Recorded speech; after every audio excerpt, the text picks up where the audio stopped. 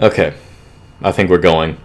Hopefully the stream will be more consistent than the ones from my house.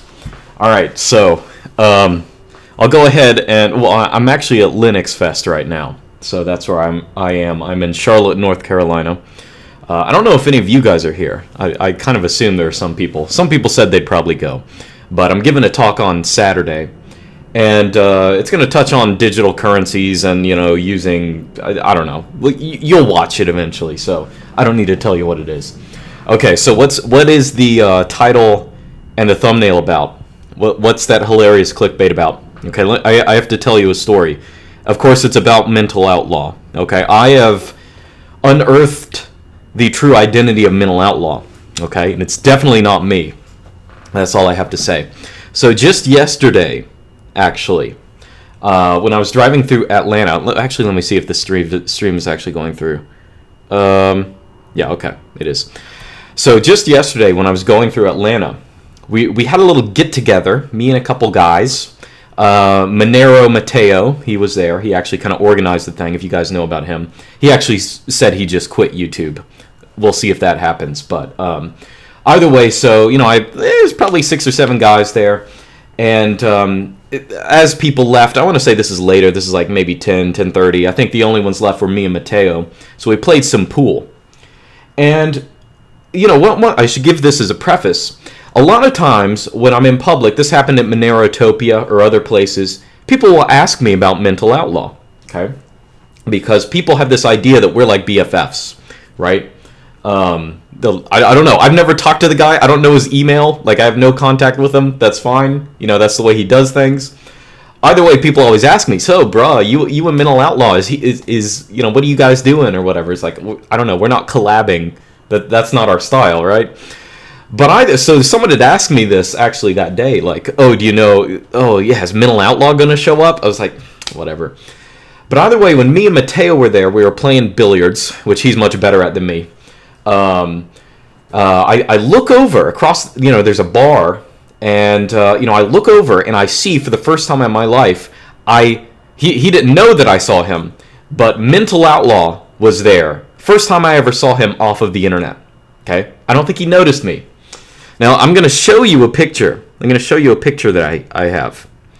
This is Mental Outlaw, okay? It wasn't IRL. He wasn't in real life, but I saw his picture. Let's compare with a YouTube photo, okay? This is Mental Outlaw, the YouTube edition, exactly the same as this guy. Exactly the same. I can't even tell the difference. Look, here's another one. Here's another one. Look at that. Exactly the same guy. So I looked over very surprised at the television. I was like, oh my goodness, there he is. This is his real life identity. Let me pull up another one. Okay, there's another one, right? Exactly the same. And I was very surprised. So now I actually know. So his real name is, what was it? It was like Jason Tatum. That's the real Mental Outlaw. Okay, now you know. So people always ask me who he is. Now we know. Absolutely uncanny. Looks exactly like him. All right. See, look at that. People say, "Oh, you a mental outlaw? You look like the same deepfake." Ho ho ho. No, this is who he actually is. Okay. This is who he actually is. So now that we got that established, so I finally figured out the mystery. I was curious myself who this guy was, but he's daylighting as a normie who plays basketball, which I'm actually very surprised at. But like, I mean, look at these faces. They're identical. Okay. So that's what the thumbnail is in reference to. Okay. So yeah, I totally doxed him here. Let's go look at these again. Exactly the same. Actually, I think I have another one. Let me pull it up. Look at me putting effort in the OBS. Like I actually put images into this stupid thing. How uncharacteristic of me. Anyway, I think that's all I have. All right, so there he is. So people say, "Oh yeah, you a mental outlaw. You look deep fake. You're all the same." No, that's who he actually is.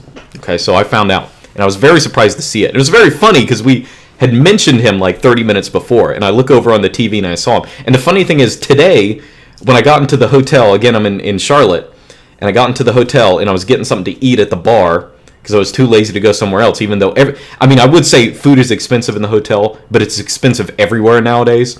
But either way, I look up, and the same guy is playing. This guy from the Celtics, or I guess in basketball, the team is called the Celtics, not the Celtics. I don't know why. That's what normies pronounce it as. I'm pretty sure it's the Celtics. Let me see. Oh, now I'm messing up my OBS thing. Either way, that's who it is. Now you know. Now that mystery is solved. You don't have to worry about it anymore. Okay, that's who it really is. So, all right. So that's actually all I had to say in this stream. So, let me see. Yeah, it's crazy that people call them Celtics. It's ridiculous. I feel like I should turn up the bit rate of this thing since, I should turn up the bit rate of my live stream, I feel like. Because I have better band. Well, actually, it looks not that bad. Whatever. Alright, that's all I have to say about that. If you were hoping for, like, real e-celebrity gossip stuff, like, you're not going to get it from me. I'm sorry, guys. So that's all I have to say. Yeah, and I bet you guys liked my stream earlier today. That was even better. So, alright. So I actually reformatted my computer the other day. So there's a bunch of stuff I don't have set up. I want to see, do I have notifications and stuff on OBS? I don't even know. I like the aesthetics of this picture. So I'm just I'm gonna answer random questions, talk about random things. So I'm at LinuxFest. If you're at LinuxFest, you can tell me or whatever in the comments. I'll try and watch the normal comments. Let's see. Let me.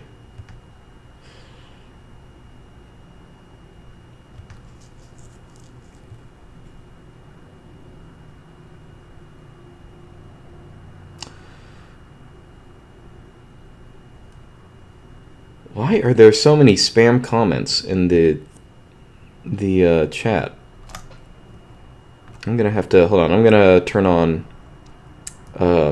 slow mode so people can't do that. Okay, there we go. All right.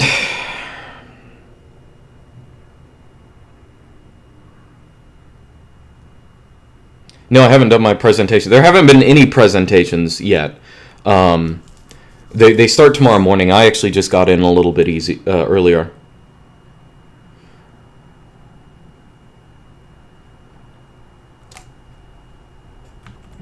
Yeah.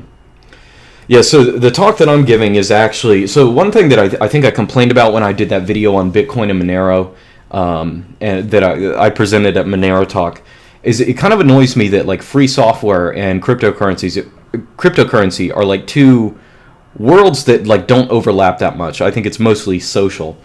So I think the goal of my talk here, it's not really to sell cryptocurrency. That's not really what I'm getting at, but really I want to talk more about the general problem of digital scarcity. Like, how can you do it? Like, how can you solve it? Cryptocurrency is one solution to it. But I kind of want to give a background in like how people develop software to do this kind of stuff. Like talking into, I mean, not just like Bitcoin, but the things that went into Bitcoin, like Bcash or Bmoney and hash cash and things like that. So I'm going to talk about some of that stuff as well.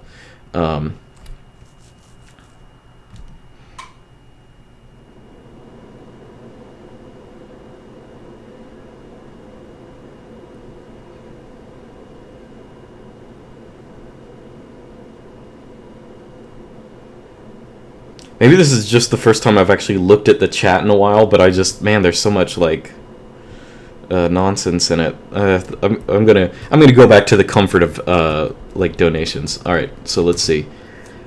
So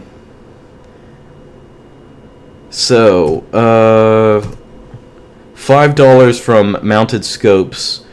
He says, any opinion on Camus and absurdism? Actually, very little.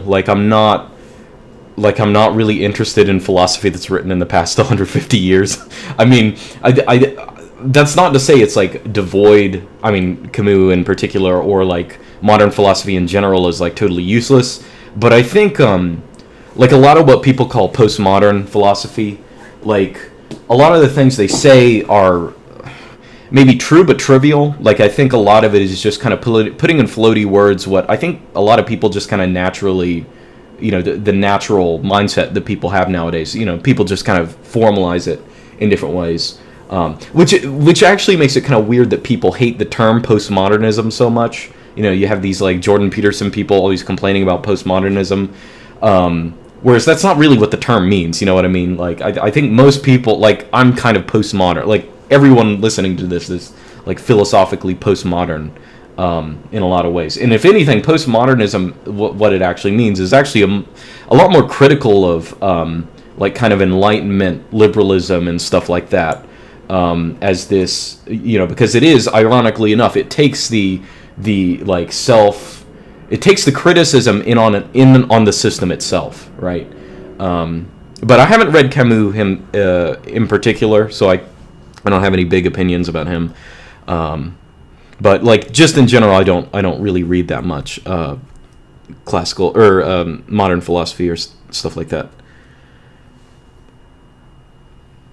Marcio says, "Don't have Monero, so have some Brazilian fake money." Oh yeah, if you don't have fake internet money, that's fine. When am I coming to Europe? Probably not for a while. There's a I think I always say there's a possibility I might go to Eastern Europe. I think I floated the idea of going this summer, but I'm not going to. Luke, what was the private BTC to XMR swapper you mentioned before? I don't know if I mentioned a particular private one. Like, there are a bunch of ones that are, like, semi-custodial, where you don't have to have an account, but you can just go to some random swap and swap them. Well, I mean, they do have atomic swaps where you can do that. You can look up, what is it, unstoppable-swap.net, where you can transfer BTC to XMR. I don't think you can go from XMR to BTC right now. But even aside from that, there are semi-custodial. I mean, they're not like custodial in the sense that you have an account and you give money to them, but they have some kind of third-party intermediary. And those are, like, in general, okay to use. And if you want a list of those, you can go to monero.how. Monero.how is just a pretty good page. It just has links to everything Monero related. And there are a bunch of tutorials. It lists a bunch of swaps for BTC and XMR. So...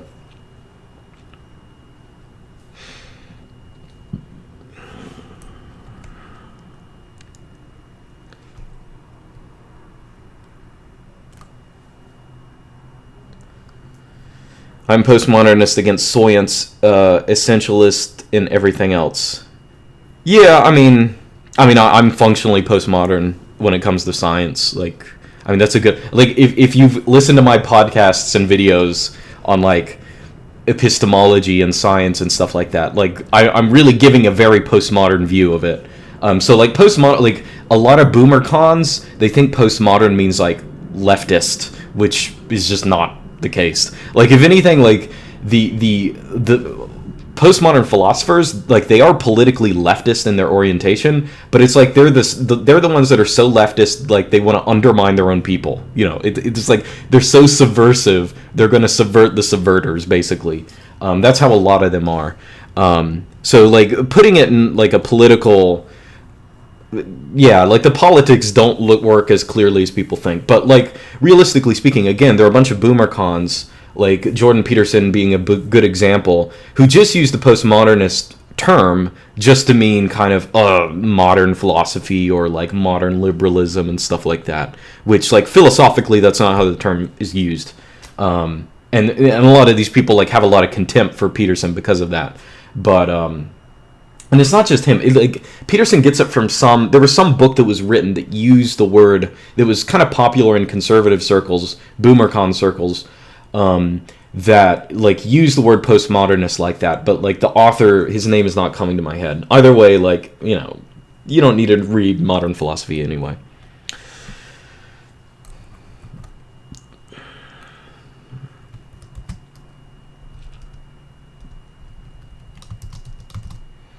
Okay. Yeah, I actually kind of like this lighting here. Pedro says, I would send XMR, but I'm trying to be a good goy and increase my social credit score in the eyes of our Google overlords. Well, I don't think your comment helped increase your social credit score.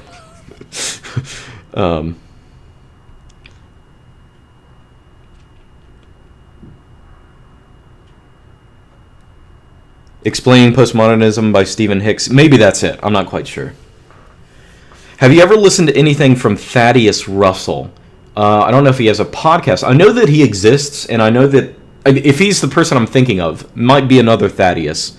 But I think he's the guy who did The Renegade's History of the United States, which is actually another good example of... I mean, I think he's... I don't really know what his orientation is, like, politically, Thaddeus Russell. But, like, that's a... If he is, like, some kind of countercultural liberal, like, that's another good example of one of those books that's, like, so subversive it subverts the subverters.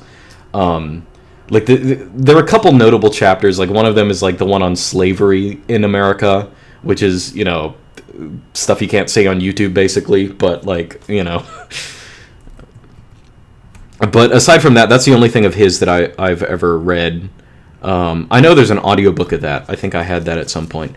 I think I mentioned a second ago that I reformatted my computer and actually cleaned out like gigabytes and gigabytes of stuff. I actually have now... Where is it? Oh, shoot. Oh, yeah. So I decided to like have like kind of a... So I have this flash drive here, USB drive, that's 30 gigabytes, okay? Now this thing, of course, is encrypted. And what I want to do more of is, like, in case, let's say I lose everything. Like, I lose all my computer, lose all, you know, everything, just everything, okay? I want to be able to take some little tiny USB drive and start over. Like, have everything I need. So on this, of course, it's encrypted. So if I lose it, it's not a big deal. Like, no one's going to be able to get in it. But just for OPSEC, I wanted to do this. So I have everything from, you know, GPG and SSH key and stuff like that, and some, you know, sensitive files, but also, you know, old family videos and stuff like that. So that's something I really wanted to do. So now, you know, if I get robbed or something like that. Well, firstly, actually, in the past week, I've been encrypting all my drives just for, you know, I had some time, and I really wanted to do that just for safety's sake. So I've just been encrypting a lot of stuff, and I think it's maybe I should do some videos on like how to set up like Lux encryption on Linux, because that's something I haven't talked about on my channel. But you know, I might do something like that. Anonymous says thoughts on third position being economically left wing, culturally right wing. I mean, that's just called being a normal, like pre-liberal human, if in effect. I mean, there's nothing fancy about that. Like, it's not even third position. I don't even like that term. It's more like zeroth position. Keith says, digital scarcity sounds great for money, but I fear we may find ourselves with corporations using tech to make digital products they produce artificially scarce. We must shepherd the normie to safety. Well, I mean, the nice thing about that is, well, digital scarcity, like... Yeah, it works for money right now, but it's like a very limited use case. It's a lot harder to do digital scarcity. I mean, there is a thing called digital scarcity in like DRM, right? But DRM is like, and DRM, for those people who don't know, maybe I should explain. I don't. There are normies watching, right? So that's like when a company tries to make it difficult to like copy a DVD or copy, like, you know. YouTube makes it hard to download a YouTube video, right? In fact, they don't want you to. For example, if I even mention the command line application that 100% of Linux users use to download YouTube videos, like YouTube will give you strikes on your channel. You know what I mean? They hate it. But the thing about that, like that kind of digital scarcity, is it basically impossible. Because if you're trying to, like, in order to watch a movie, you have to be streaming the video and audio, and if you're streaming the video and audio from even from an encrypted disk, it can be extracted somehow, right? Even if you're like using a capture card or something like that, it can be done. So like digital scarcity in that sense is basically impossible. Like you basically cannot do it unless you just have, if you have like, I mean, you would have to have like hardware that's like closed source and basically is a standalone computer that does that kind of stuff, right? That you can't have other kind of software in, and it doesn't have plugs that you could plug anything else in, so you can capture stuff. So that's basically impossible. And like corporations have been trying for decades and decades to do this effectively. And DRM is like, I would just hate to be working in that field. Firstly, because I view it as unethical. I think there is a sense in which digital data, like to produce scarcity in it for no reason, is like just bad. You know what I mean? Whereas Bitcoin and things like that, like you're not making like things, like useful things scarce. You're only using scarcity so you can have this arbitrary, ledger that assigns. You can basically do money in it, right? So it's very different as far as I'm concerned. But I have heard people say, oh, well, we shouldn't even have digital scarcity in money because blah, blah, blah. But, I mean, if everything in the world were not scarce, there would be no need for money, right? The reason for like Bitcoin and Monero and cryptocurrencies is because we need some kind of digital ledger of scarce things in the real world. And, the convoluted proof of work system kind of does that. But there has been no, maybe there's some kind of cryptographic way of doing DRM, but corporations have proven themselves not smart enough to develop such a thing. They can just make things a little more difficult, but like you can still figure out pretty easily how to get things, right? I mean, even though they've come for places like Pirate Bay that host torrents and stuff like that, torrents are still, I mean, there's still lots of people who use them to get digital media and stuff like that without a problem. So I mean, so I agree with that. Like, but I really think like digital scarcity when it comes to like media and digital scarcity when it comes to money are kind of two different things. And we can do it with money. It's hard to figure it out for money, but I don't know if it can ever be possible because again, like in order to even be able to read something, you are also going to be able to copy it, right? So. Copeland says, thoughts on cigar smoking, an enjoyable pastime for those of a discerning palate or a cope for the nicotine addicted with too much spare money? Chris from the Midwest. I'm not really against it. I've never smoked a cigar. I'm not really interested in it, but I don't really have negative feelings about it.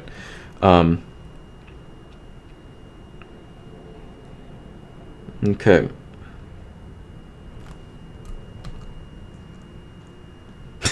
Someone in the chat says, hey guys, tomorrow I'm going to ask a girl out from my school. Any tips? Yeah, well, you shouldn't have, I don't know. Yeah, bring it to a technology channel or whatever. I always like it when people call my channel a technology channel or a Linux channel. That's even, I am literally at linuxfest right now. But when you really look at my videos and say, how many of them, what percentage are about Linux? So few. Very, very few. I mean, there are a lot of things, a lot of programs that run on Linux, but those are not about Linux. The ones about Linux, I don't know. I haven't done a specifically Linux video in a long, long time.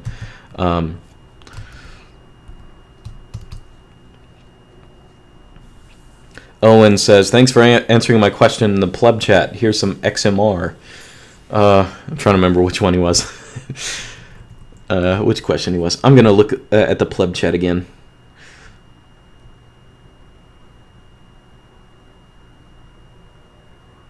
Yeah, tell her you run Arch. Yeah, that'll... Where's that photo? Hold on. I'm going to find that photo. Since I added all of these other pictures to OBS, I might as well do it. Let's see. Oh, but I moved all my memes when I actually thought about deleting my meme folder. And the only reason I didn't is because... shoot, where's my technology folder? The only reason I didn't is because, I literally... it's basically a work... Something I need for work because I use them for thumbnails and stuff. Let's see. I want to find an Arch meme. One particular. You guys know the one I'm thinking about. The guy on the park bench with the girl. I'm trying to find. Oh, I found the gay Arch user one. Where is it? Dang it. Oh, I don't think I had it named. Hold on. I'm gonna have to look through. Please pause briefly as I search through all of the files on my computer. Let's see. Ah, dang it. I don't think it's here. Oh, no, wait. I have another... Oh, there it is. There it is. All right. There it is. Hold on. I'm going to add it. I'm going to add it in. Oh, yeah. Look at that. Look how... I like the aesthetic of this, like... this stream window. I just pulled it up. It looks nice. Oh, well, it's very crepuscular right now. Okay. Create new image.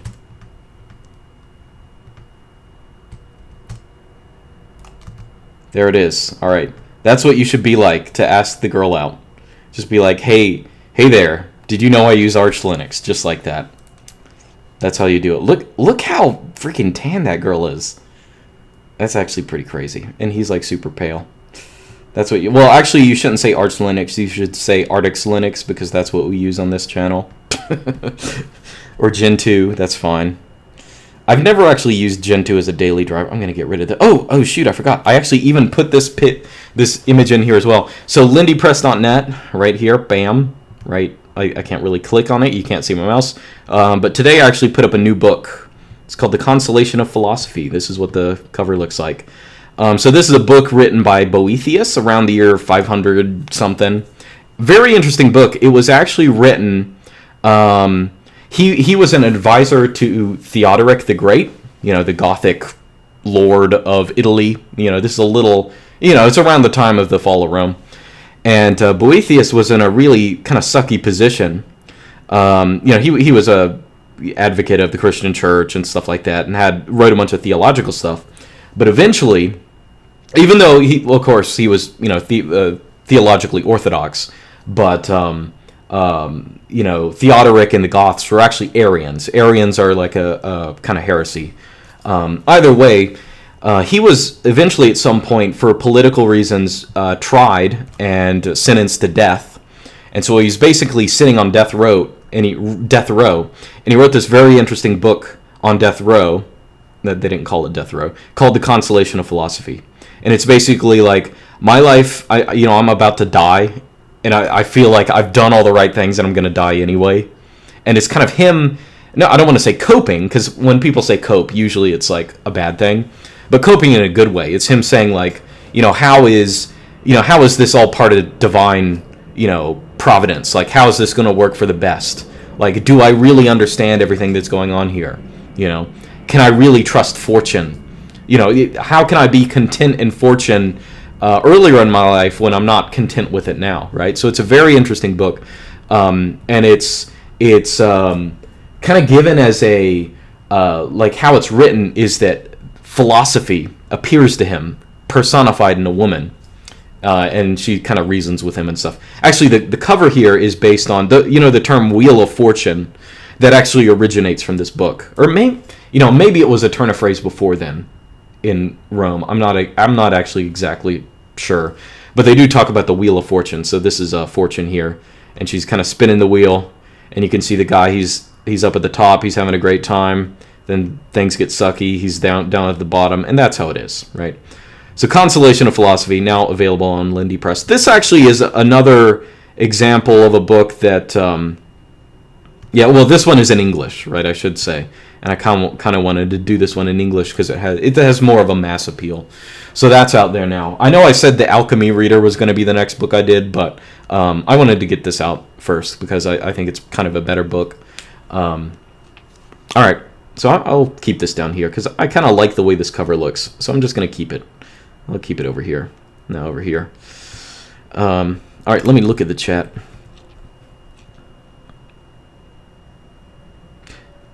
Oh, so I had a twist of fate the other day. Okay. This actually really sucks, so I'm going to tell you guys about it. Ooh, my computer's kind of lagging here. Okay, it was just for a second, I think. Or maybe it's not. Let me close out of all this stuff. Okay. So I had this twist of fate. Like, something really good happened and something really bad happened immediately after that annulled the good thing. So the good thing was... So for the longest time, I used to have a ThinkPad X200, and I still had it. Okay, it's just been in my closet for years and years. It's Libre booted too, right? And it just hadn't worked. It hadn't booted, or whatever. But I eventually, for whatever reason last week, I ended up deciding, oh, okay, I'm just going to try and get this thing working. And somehow I did. Like, I don't know that much about Libre booting stuff, like, at least with hardware, but I got it working, right? But the thing is, I wanted to update the firmware, Libre boot itself, and I actually ended up screwing things up, and I bricked it. So, like, within 24 hours, I was extremely happy about it, and then, I'm extremely disappointed. I feel like the stream is lagging. It's not because of bandwidth, it's because of, I'm gonna turn off my encoding, or I'm gonna switch off for just a second. I'll be right back. I'm gonna change some settings here. Okay. All right, I'm back. Yeah, since I reformatted things, I had to fix some stuff. Hopefully that's better. All right.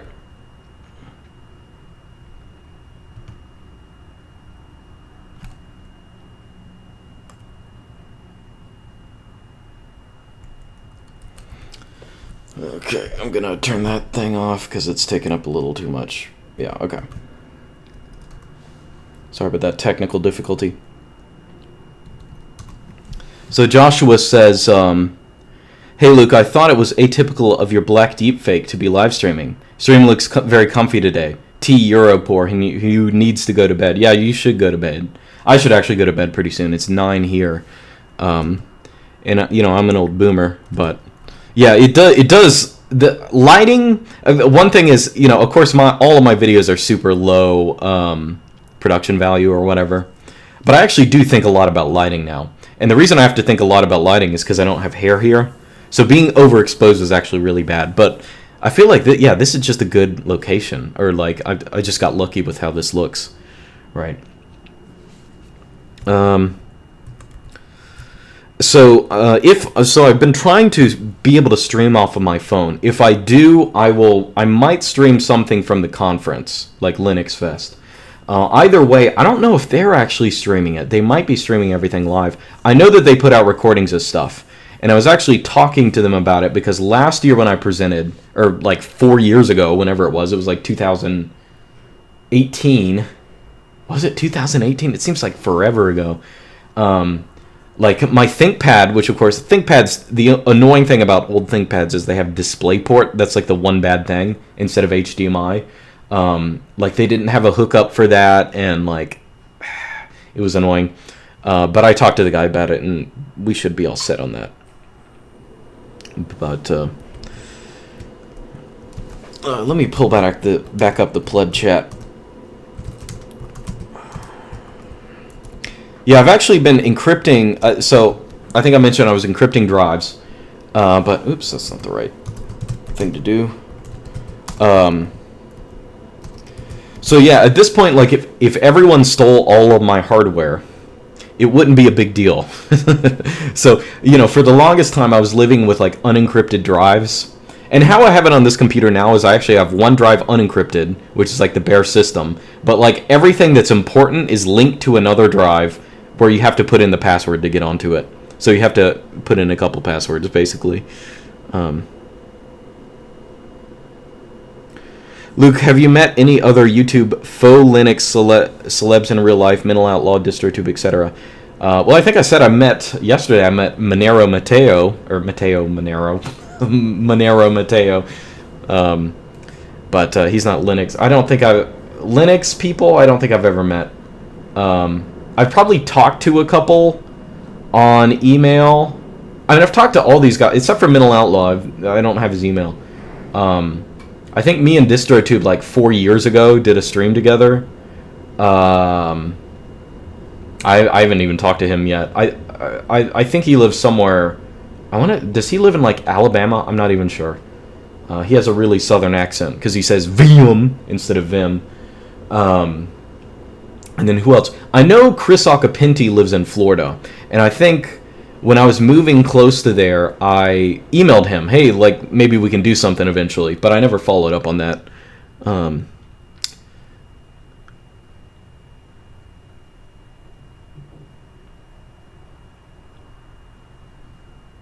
Kenny is so good with OPSEC, he doesn't even have email. I mean, it wouldn't hurt to have like a burner email.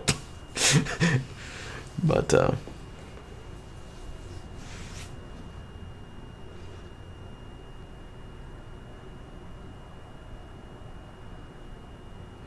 Why are people practically addicted to giving their information to companies? If software doesn't collect advertising data on you, people won't use it. Yeah, I mean, the thing is, like, what really happens is, like, if you tell someone to use some equivalent that respects your privacy or something like that, or is free software, like, they will make up reasons about, you know, why they need to use. I mean, it's really, like, it's not that they want to use bad software. It's just like the bad software that's harming them is the stuff that's shilled.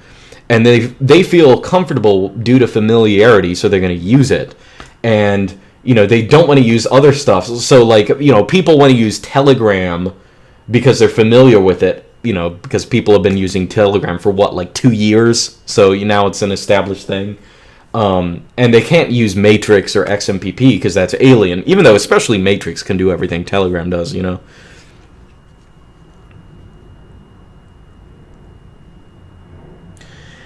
Video on your Firefox setup. I mean, there's nothing about my Firefox setup that's notable. I mean, I have just an ad blocker, like a Vim bindings thingy, decentralize, and some other, like, stylus if I want to put custom themes on it. But really, like, I don't have anything special. Well, I do. Maybe one thing that's worth talking about is the ArkenFox.js. I mean, honestly, nowadays, like, for a lot of things like that, Mental Outlaw's done a video on it, so you can watch his stuff, whatever. That's what I keep him around for, right? The funny thing, and you know, I think I've said before on live streams, the other funny thing about Mental Outlaw is now his channel is like twice as big as mine, and, like, people will post things on my YouTube saying that, like, oh, you're just trying to be like Mental Outlaw, oh, you're just trying to do thumbnails like him, and I'm like, I will say I've been extremely lazy with thumbnails recently. I don't know if you've noticed. Like, I won't even, like, edit them. I'll just find one meme and just use it. Like, I won't even, like, do editing and, like, I don't know. I used to put a lot of effort into them, especially when I had text in them, and I'd have, like, a meme, and I'd do, like, highlighting and shadow and all this kind of stuff in GIMP, and I just got freaking lazy. Mental Outlaw still, like, puts some work into his meme thumbnails, though.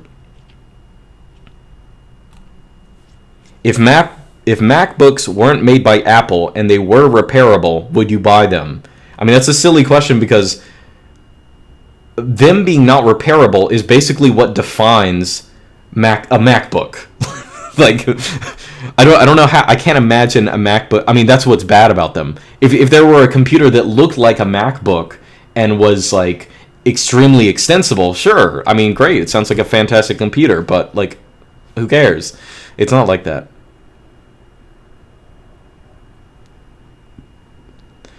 Stuart donates some and says, any chance of non-Western works on Lindy Press, such as the 9 chapters on the mathematical art? I actually don't know that work. 9 chapters on the mathematical art. Who is that by? Time for me to search. Google search it. And when I say Google search, I obviously mean search-engine it. Okay, I've never even heard of this. This is a Chinese work.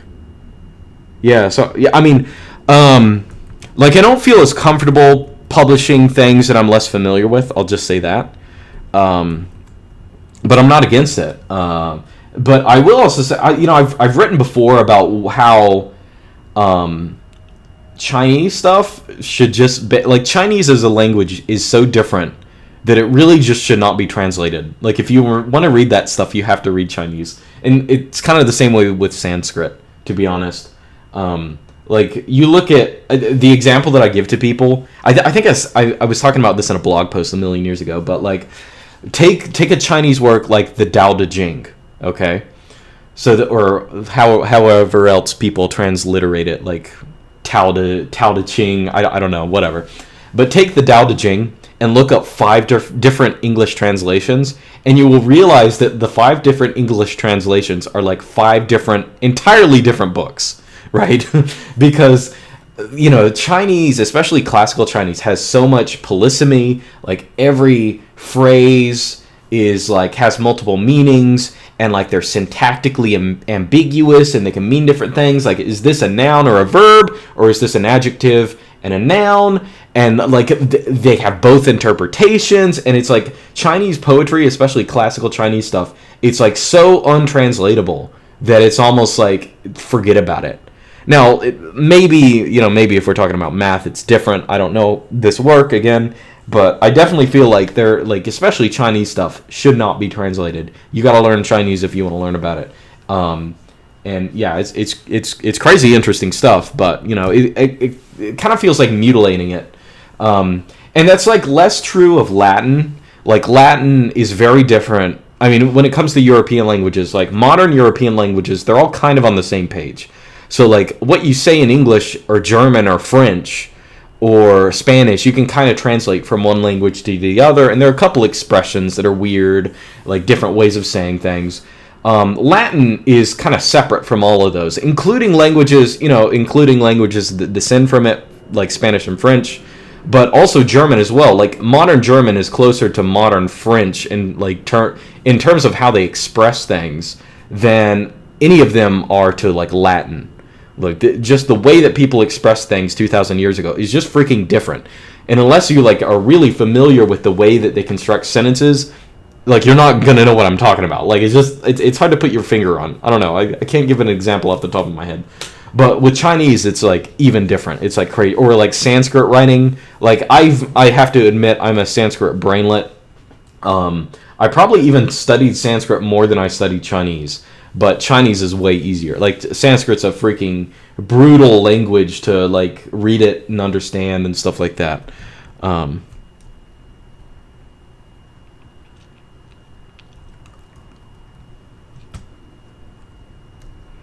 Yeah, people should definitely learn Chinese. I mean, Chinese, like, people have this idea, especially in the English-speaking world, that it's like a really hard language, but it isn't. Like, the writing system is difficult, but that's not the language itself. That's why if you look on my website, go to my website at, lukesmith.xyz. I have an article on learning Chinese. You just read that, even if you're not interested, just to get an idea of how it works. But it's an easy language. Like grammatically speaking, it's one of the easiest languages that there is to learn. The holdups for people are the writing system, which is a different beast. Like when you learn Chinese, you got to learn the language on one side, and the writing system is totally different. And the language is easy. The writing system is like, I mean, if you come to it from the right angle, understanding it for what it is, it's not too hard, but it is like more difficult than like learning the language itself. And the other thing that is a holdup for people is like just how like the different phonology. And if you're familiar with phonetics and like how you articulate things in your mouth and stuff like that, if you've read like the Wikipedia entry for the International Phonetic Alphabet and you understand places and manners of articulation, you can make sense of Chinese really pretty quickly, like the phonetics of it. So that's not an issue. It's just like I remember when I took Chinese classes. All the kids who were just taking it for a credit, like they were all just whining, oh, the tones are hard, oh, this sound is hard. Like it's just like they want to learn it in the classroom. Like they don't want to sit down and think about it for like 30 seconds or actually look into like what these sounds are and stuff and then be set for life. No, they're just gonna like struggle on the same things over and over again because like, oh, it's hard to like think about things. That's actually how normies are with learning in general. But that's life. That's life. Anonymous says favorite movies and directors. I don't want to give. Like if you ask me about a movie, I'll tell you about it, what I think about it, but I don't want to say favorites. Like I don't. Firstly, I've probably said this before. I don't really do favorites of anything. But definitely in movies, it's more like which movies are least bad. There are so few movies that are like positive and like not that terrible that I can't even take. I mean, just as a culture shock thing. And here's an example. So people know the movie "It's a Wonderful Life." Okay, it's a good kind of wholesome, family-oriented. I mean, it's also an entertaining movie, right? It's kind of hokey at sometimes, but it's one of those Christmas movies that people watch. It's a good. It has a positive message. It's about like there's nothing sordid. There's nothing like anything. There are not scenes in there to shock you, just to like psychologically put you off kilter. But that's exactly what like movies nowadays do. Like they're not really about entertaining you. They're about throwing a couple things in your face to entertain you. But it's mostly about like shocking you and doing stupid things and like basically, I mean, it's psychological suppressant, you know. Anyway, It's a Wonderful Life is a good example. Like if we had a sane society, if we had Hollywood that wasn't, you know, that's what movies would look like, you know, nowadays. And that's what people want to see. Like they want to. That's why it's like a good example of a movie that's like classic and people enjoy. Like people actually watch it and enjoy it. Okay, grown men can cry at a movie like that. You know what I mean? Whereas you just will never see something like that made nowadays. A movie studio and all these producers would have to say, "How are we going to screw this up? Oh, we got to make sure his wife is like cheating on him. Okay, one of his kids has to be like transgender. You know, oh, like his black friend has to be killed by a cop or something. You know, that's the kind of things that they would do, right? Because you can't just have a normal movie that tells like a normal story. Everything has to be like devoted to the end of the to the goals of the movie making establishment.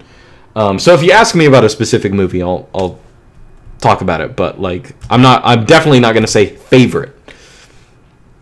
Samuel says, any place I can find books on learning languages that fits your general philosophies.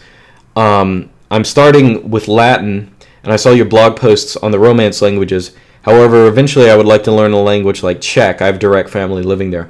The thing with languages is that each one is a different beast. And I don't feel comfortable giving specific recommendations about a language that I don't know. Czech would be an example. I don't know any Slavic languages. So, I mean, apart from the things that I've written, like I've not learned these other languages, so I can't really... I don't like giving advice to people. So, on those...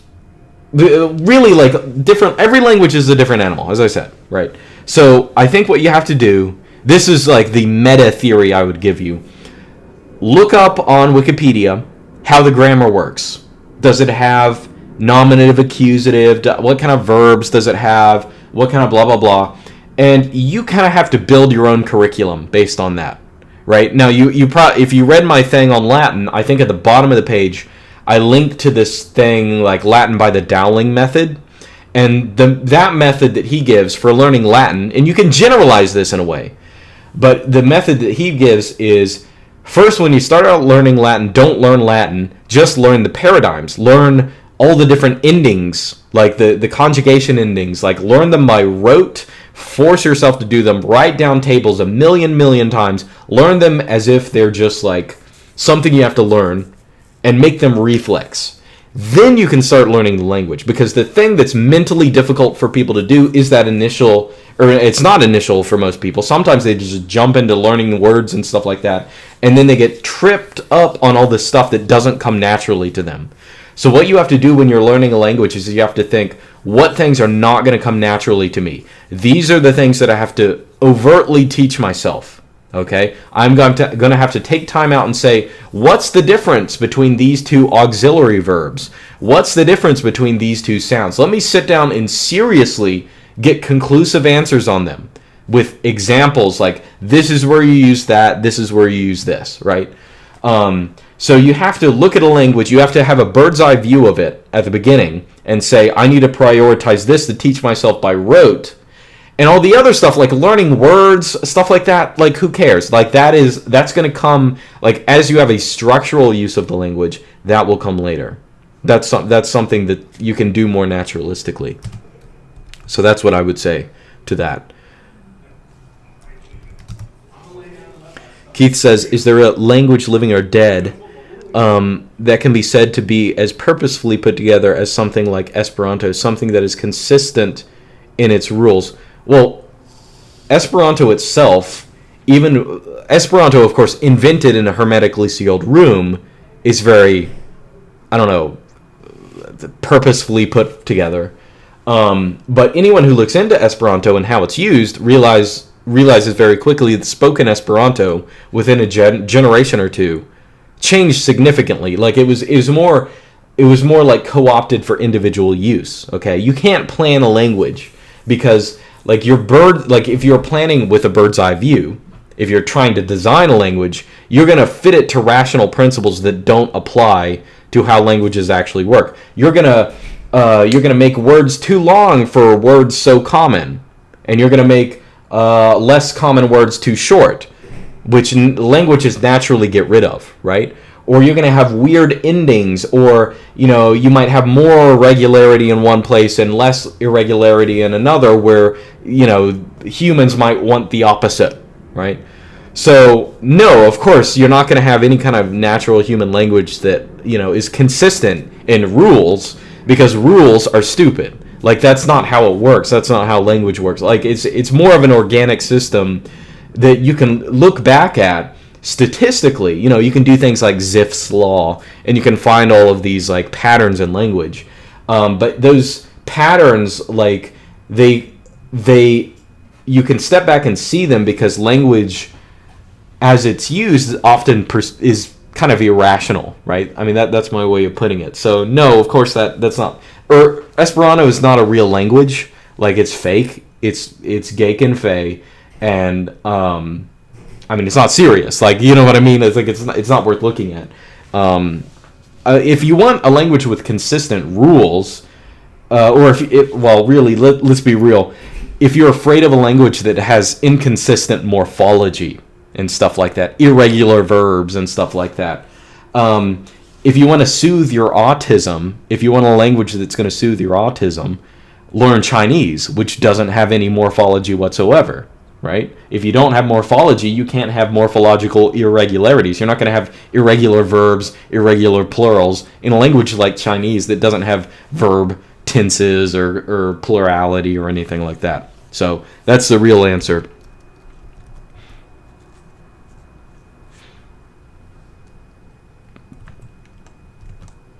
So, Dawn says, Luke, I'm training to become a bespoke tailor in a London tailoring house. So that's interesting. We make suits, overcoats, trousers, pretty much any garment with a sewing pattern. A 3-piece suit can take 60 hours to be made. A lot of my relatives are telling me that it would be much better if I went back to college, and that mass manufacturing my industry is essentially not important, quote unquote. Just wanted to ask, do you think I'll be wasting my time? No, there's always going to be... First off, what you're doing is infinitely better than, like... I'm sure you've gotten into it enough to realize, like mass-produced clothing is not in the same category as what you're doing. If the place you're working at is doing things well, right? And there's always going to be a market for that. Like, sure, peasants need nice-looking clothing that's going to be made on, some kind of manufacturing, assembly line or whatever. But no, I think that's a great position to be in, to be honest. I mean, if they're paying you well, if there are good opportunities, if you think you can make something out of it, that sounds like a great profession to have, a great skill to have in general. Yeah, tailoring, I mean, that sounds like a really good thing. I mean, that's a classic trade, and it's also something that's still useful.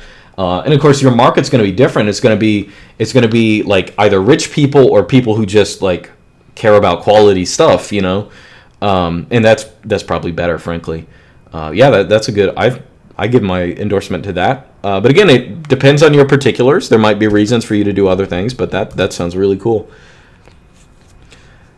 Wicked Jargon says, I saw your discussion with a Monero guy. Have you ever considered asking like-minded individuals on your channel for discussions? RMS and Jesse Lee Peterson come to mind. Those are very interesting recommendations. RMS is... He's on his own wavelength. You might think that you're 99% just like RMS, but that 1% to him is going to make all the difference. So that saying, just do something with RMS, that would be like a big. I mean, let's be realistic. He's very particular, right? And I think I tell people, if you want to know what he's like, see his Monero Talk interview, which it should have been a great thing, but he just made a fool out of himself. He really made a Richard Stallman out of himself. That's what he was doing. But it was so awkward. And that's how I imagine any conversation with him being, like, because if you might agree 99% with him, but that 1% is just like, he's going to make a fuss out of it. And Jesse Lee Peterson, I don't really, I know that he exists, but I kind of view that as a satirical. I mean, I'm not saying I dislike the guy or anything. I just don't really. It's kind of a funny thing. Okay, I'm gonna look at the normal chat for a second. RMS is nuts if he isn't talking about software. I mean, I'm sure there are other things he's good at. I think I said in the last stream or something, he is kind of like a, 2004 Democrat in his mentality. Like, he thinks we're still in the Bush administration. He's still on that political alignment. Someone says, who's RMS? Yeah, we really aren't a Linux channel at this time. Yeah, it's a GNU Linux channel. No, Richard Stallman, Richard M. I don't know what the M stands for. Yeah, he's like basically the guy who created the concept of free software and the free software movement, and basically Linux exists because of him, or at least the GNU project, of which Linux, is kind of a part. I mean, I don't think Linux is technically part of the GNU project at all, but we use the GNU project with Linux. Thoughts on fishing? Fishing, I don't fish, but it's a good idea. It's a skill that I should probably have more experience with. I live pretty close to many places where I could fish.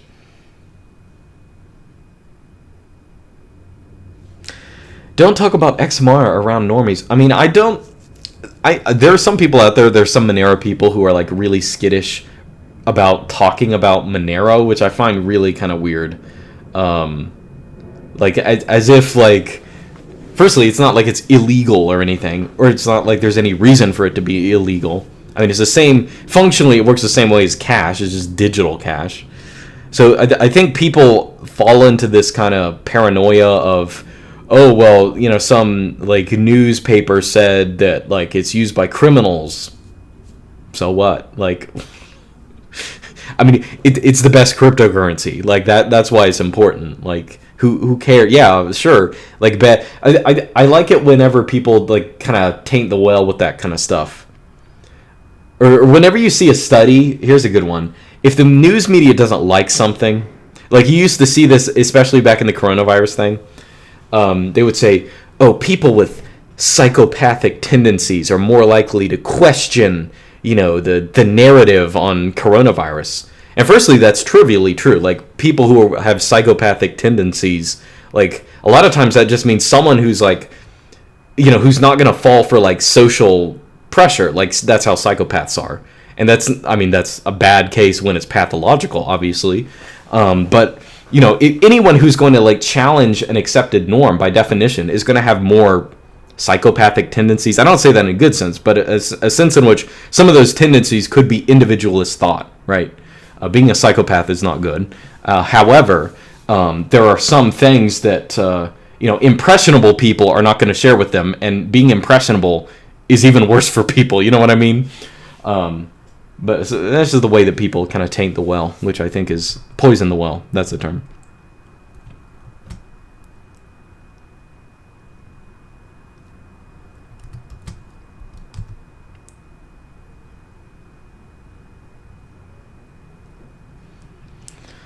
Anonymous says, sadly, I haven't read a book in several years, but I want to change that. If you had to recommend one book to someone, what would you choose? See, I got this. Firstly, I got this question last live stream. I don't really like. You have to pull teeth to give me specific. I mean, for me to just give general read a book things, because I'm not. I am of the. I want to say like Schopenhauer and Nietzsche are kind of noted. I think they said they were kind of against reading, and I'm kind of the same way. Like or just like reading for reading's sake. If you're asking me this just because you've been told that reading is good, and you think you have to read, or you're stupid or something, that's not the case. If anything, I mean, it's kind of like how internet was, or TV was. Like before that, before comic books, before any of that, there was just reading for reading's sake. That was thought of as being like NPC behavior, right? Because reading, I mean, in the like pre-technological, pre-digital world, reading is basically the equivalent of like listening to podcasts all day. So you're not left alone with your own thoughts. That's the way I guess I can describe it. So there's a sense in which some people like it. Now, if you're asking, to read as opposed to like browsing the internet all day, that's probably an improvement. I mean, you could read Consolation of Philosophy right here, the book that I have here, just because I flipped over and saw it.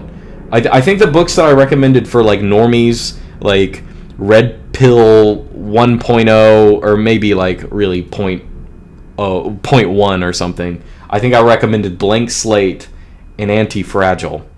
And those are with big caveats because I don't necessarily endorse the authors. But they're good for normies. They're more like political in ramifications. But yeah, I mean, I don't know. I mean, you can check out my book site if you want, lindypress.net, if anything piques your interest. But if anyone wants like recommendations about reading, you have to tell me what's your mindset, where you are in life, like what you're thinking about. Then I can give you recommendations. But as it comes to, should I read just to read? No, that's not good in itself. Although, again, it might be better than like browsing the internet all day. But, I can't give you an inane recommendation for that.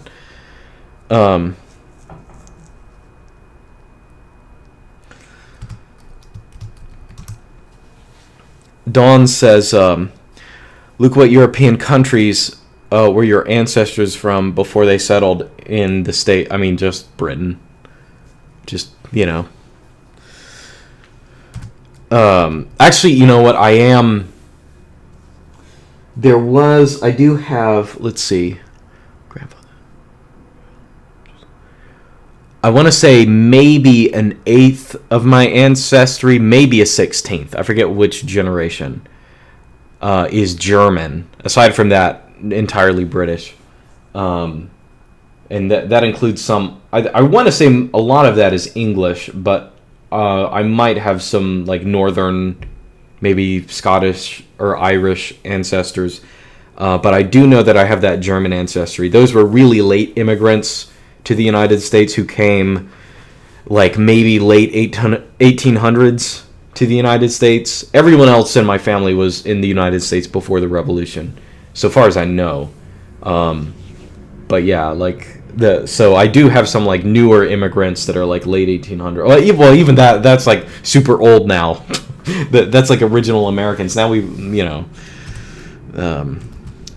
got more stuff to deal with nowadays, but now my dad actually did have his DNA sequenced, which I don't necessarily like that he sends his DNA to a company, but whatever, he did it.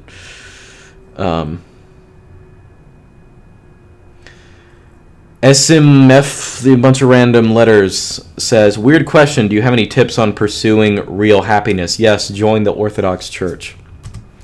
Next question. I don't need to elaborate, because that's all you need to know. Stuart says, I do research on NLP, natural language processing, and find it absurdly arrogant that people try to use computers to understand language when they themselves only know one.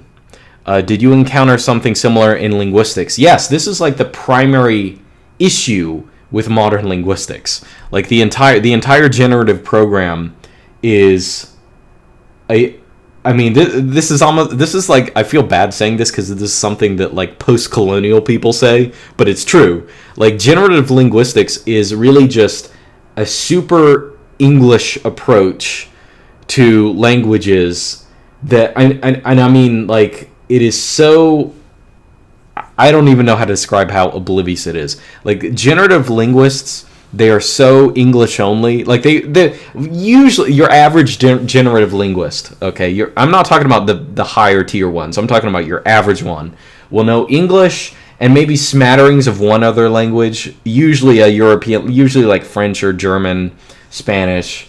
And you will have, you'll have people who know random languages, like maybe Japanese, maybe Mayan. That's rarer. But of course, all of them are operating primarily in English, and when they analyze other languages, even if they know like Japanese fluently, they will always analyze it from an English setting. And the generative program, like they build models that basically kind of make sense. Well, I mean, you have to be real. This is what actually happened. Like when Chomsky and all of these guys started modeling language, they started with a model of English, and they would tack things on to, let's solve for this construction in French. So let's add this extra formal architecture on top of it. Or here's this thing that exists in German, so we have to add this other architecture on top of that. So it becomes like, it's not like a principled understanding of language. It's like English with a bunch of stuff tacked onto it.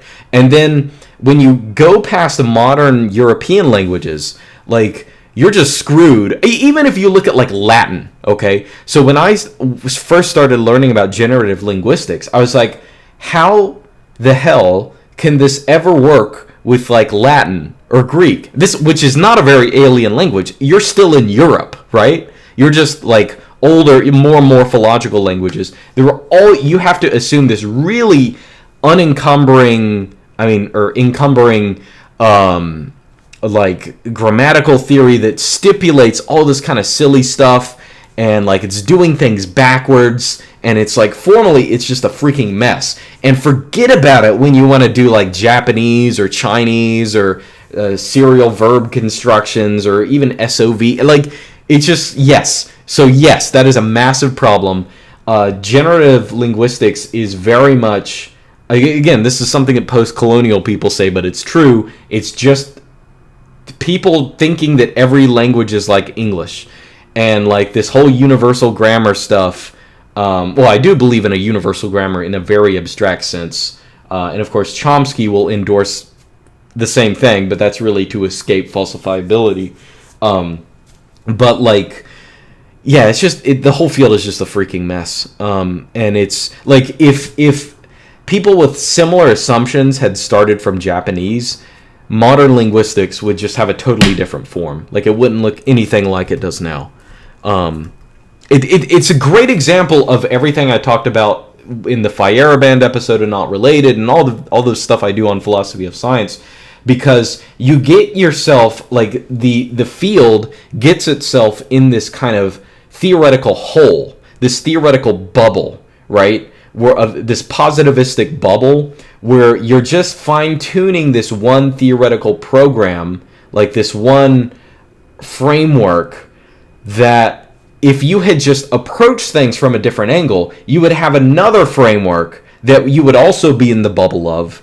And you have this, I don't know, it's difficult to explain. It's like you can never escape from them because you're kind of you're path dependent. That's kind of the way it is. You're like dependent on these, not like things that have anything to do with reality or have to do with truth, but they have to do with like your path dependence. Like, this is how the field happened to develop. And we could do things very differently, but we don't even think about that. We just think about, this is science, everything else is pseudoscience, you know? That's kind of how that's the thing that's most annoying. So yes, that is absolutely a problem. Sorry, that was a very boring conversation for 90% of people.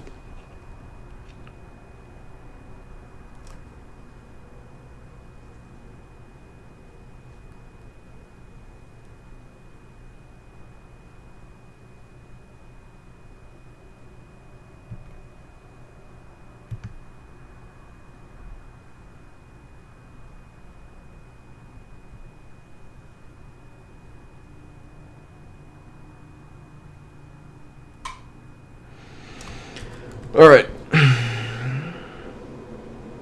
Would you write a book people are interested? What would I write a book about? You have to write a book about something. And the thing is, nowadays, you know, thankfully I have live streams. Okay. So nowadays with digital technology, you can be a Socrates. Like, you can just talk. And you can let you can be a Chad Socrates and let some virgin Plato come on later and write everything down. Because honestly, again, like what I said about books, like books suck.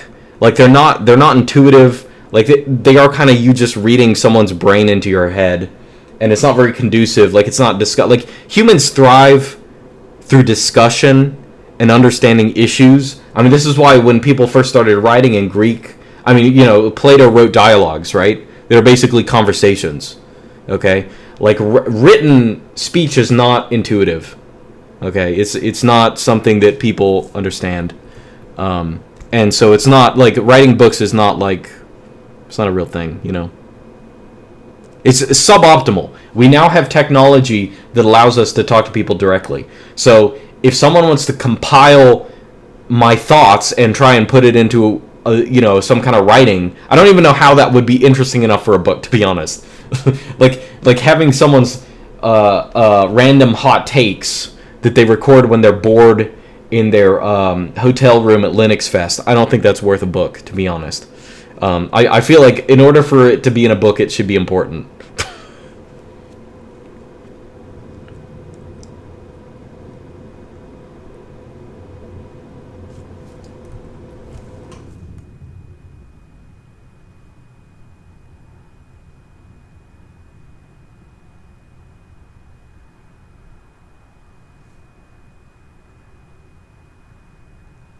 I've been watching this channel for like 3 years and I still don't know what linguistics is. Yeah, that's because I never talk about it. The only things I say about linguistics is like things in passing about like how, like the field itself, like generative linguistics is so screwed.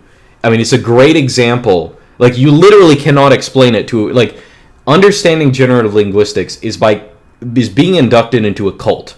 And it's just like, this is how we do things. This is how we talk about things. There's not like, it's hard to explain. Like, it's not like if there will be canned responses to what generative linguistics is supposed to be, but they don't, like, there's no content behind it. Like, they'll say, oh, it's about like the innate language faculty. No, it's not. That's not what it is. Like, generative linguistics is a very specific formalism, and, you know, like, everyone thinks that there's like a genetic or innate aspect of language. They might not say, they might kind of counter signal generative linguistics because they say that they are for that and they feel like they have to be against it.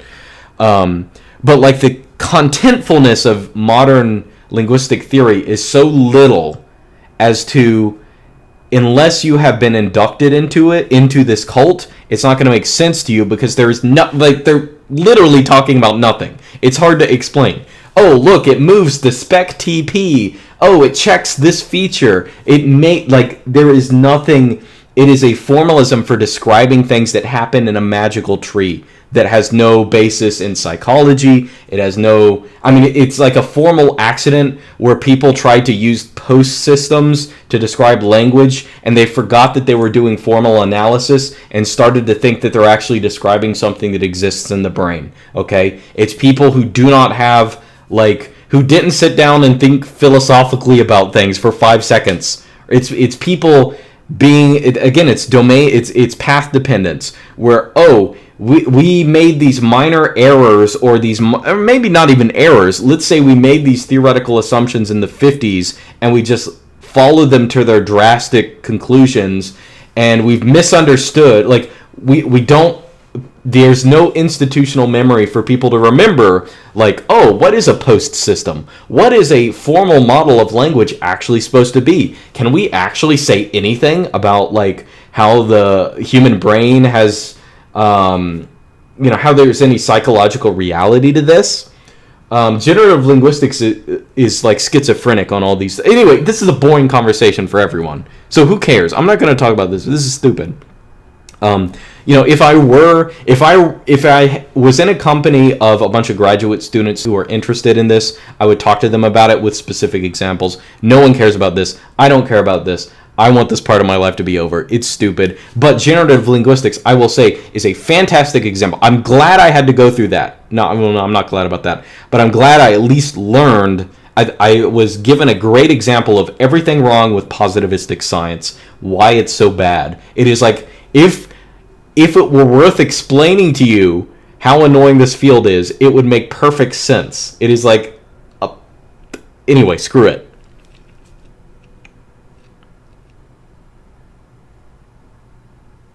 Yeah, I'm done talking about that.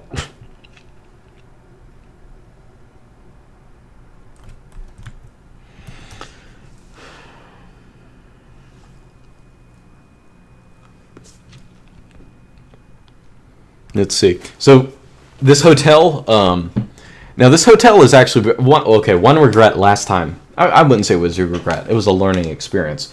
Last time I came to Linux Fest back in 2008. It was 2018.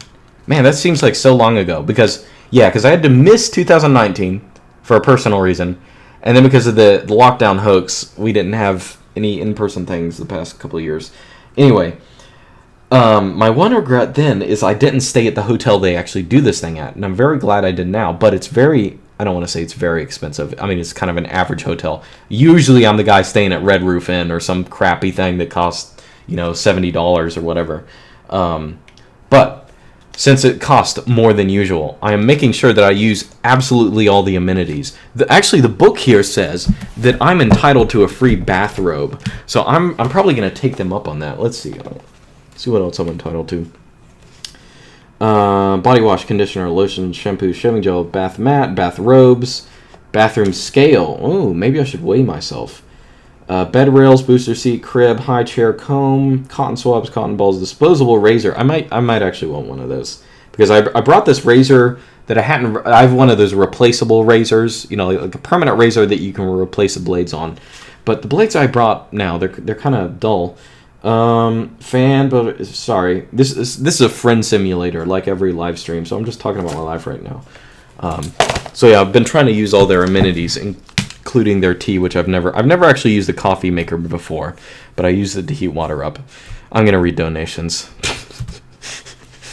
All right, so Dawn says, do you think it's futile to think we can red pill people through conversation alone, or is it genuine social concern for friends the true guide to red pilling? I mean, it's both. You just have to really be. I will say there are a lot of people who misgauge others. I've seen, weirdly enough, I obviously have a technology channel, and so you would think I'm kind of autistic. And that is true, but I will say that I like to think that I have a better feel on people than most. And that's possible. When I was a teenager, I became very interested. I became interested in humans, almost as if it's an autistic obsession, So I like to think that I have a better feel for people. I really enjoy, and I have to say I enjoy getting to know people, understanding what makes them tick, understanding what's important to them, and I like very poetically convincing people of things. Okay, I know that sounds weird to say, but I feel there's a kind of appeal to that. I will just say it's enjoyable. It's enjoyable to see the lights go on for people. Now, if you don't have a skill for that, to convince people, a sense of persuasion, or not really persuasion. I'm not selling people used cars, but I mean, you really have to know someone to be able to convince them of something earth-shattering or whatever. And you have to, you can't ever force anything on anyone ever. It always has to be, they're looking for something, you give them that, right? Maybe you tease something else, right? But yeah, I mean, conversation is part of that, but it's really, and social concern as well, but it's really about forming relationships with people. And then you can kind of have an influence on them, right? And again, that sounds bad. It sounds like Machiavelli, have an influence on people, but no, I mean to be a positive influence on people, right? People who, in most cases, the thing about normies is, it is comforting to believe that the world's all okay the way it is, but people also kind of know that something's up, and they are very willing, they're looking for explanations. Okay. Keith says Aristotle or Plato. I mean, if I had to pick, if you had a gun to my head, I was about to say Aristotle. But I don't know. If you put a gun to my head, I would have to say, I don't know. Now I'm actually kind of divided. I was about to say Aristotle just because there's a lot of interesting medieval works that come influenced from Aristotle. And I find them more enjoyable to read than Platonic stuff, but, Orthodox would prefer saying Plato. Aristotle, the Western Church is more Aristotelian, and the Orthodox Church is more Platonic. Sometimes people say that. But yeah, I don't have like a preference really for either one. Like I think those specific classical philosophers, it's where I just said that modern philosophy is not worth reading, but I also think that people they put on too high of a standard a lot of very classical stuff like Aristotle and Plato. I mean, you guys, if you know me, I like kind of medieval stuff is where it's at. I mean, in a lot of cases, like Christian theology and medieval theology, which is exactly what modern culture like demeans. But that is where the hardcore stuff is, like the systems thinkers. Like Aristotle's nice, but Aquinas is better than Aristotle, like, or at least more enjoyable and more instructive to read. It's not to say I agree with Aquinas on a bunch of things, but medieval stuff is just better. Like reading Aquinas' Summa, even if you're an atheist, reading his like moral theory and all this kind of stuff, it's just more interesting than reading Aristotle. You know, that's just my take. Oof Yeet McGee sends in some XMR. How did you originally get into Linux? I'm sorry if that had been asked before. Actually, that's actually not something that people ask me that much about. I did do a video years ago about maybe talking about how I got into Linux. I forget what the thumbnail was. It might be titled, How Did You Originally Get Into Linux? The first time I used it, the first time I used it on my own computer, I had a roommate in college that, you know, we installed Ubuntu on my machine, and I played around on it or whatever, but I didn't get into it seriously. It wasn't until, weirdly enough, I learned LaTeX. Okay, I learned LaTeX on, and I was using a Windows machine, but after I did my master's thesis, I learned how to use TeX, and I'm not even sure how I ran across LaTeX, but like, I learned how to use it, and I was like, oh my goodness, I'm going to rewrite my thesis in LaTeX. And I was like, oh, this is great. Then I looked into, weirdly enough, what are minimalistic ways to edit LaTeX? Because I was using like a kind of Google Drive, like shared LaTeX, which is kind of like a Google Drive-y kind of thing. And I was still using all proprietary software. Like, well, I mean, if I had the choice, I would use free software. But I was still using Windows. You know, I would go for the like more privacy-centered things, but I was still on Windows, right? And then when I was looking for like more minimalistic kind of, actually kind of command line based stuff, that's when I discovered Vim. And I actually started using Vim on Windows. Like I'd never really used Linux. And then there came a time where, I mean, I guess now I look back at it and it was one of the best disasters ever. But I had this like Windows tablet thing that had a keyboard. And one day I remember like going to like some meetup with some other grad students to like quote unquote study, hang out. That's what it really was. And I brought my laptop or my tablet, and it cracked. And I was like, oh my goodness, now I can't use it anymore. And that was the best thing that ever happened to me, because then I was like, well, I should get, I'm going to install Linux again, because I know this Vim thing runs on Linux. So I'm gonna compile things from that, because a lot of like how to optimize Vim and compile LaTeX within it, all the answers, of course, were for Linux. So then I got into Linux from that. So that's a weird way, because normally, I actually got into Linux through the more hardcore stuff, right? Because a lot of times people will get into Linux and use it as a desktop operating system. Then, I'm scared of Vim. I was kind of the opposite. I was like compiling documents and then using Vim, then using Linux. And then, once I got set up on that, I think I was using Manjaro for a period. And I was I was kind of hopping distros, figuring things out. I mean, the only one I seriously used was Manjaro, but then I installed Arch Linux. And, just building your system from the bottom up is just that is the experience that, once you have that, okay, now I understand how to use Linux. And now I'm going to customize this and that and do things how I want. And, that's when I started LARBs. Because basically I was reinstalling my system over and over again. I don't have an ad for that. Larbs.xyz, if you can go to that website. It's not listed over there. Where basically you can install my own system, my own dot files and stuff, and pulls all the software I use automatically. I've thought about, I probably need to do this, because there's so many people who watch my channel who I guess are new or like don't know the stuff that I've done over the years. I should just take a week where every day I would do a video on this project that I have. I should talk about. Let me talk about where it came from, why I do it, what you can get from it, blah blah blah.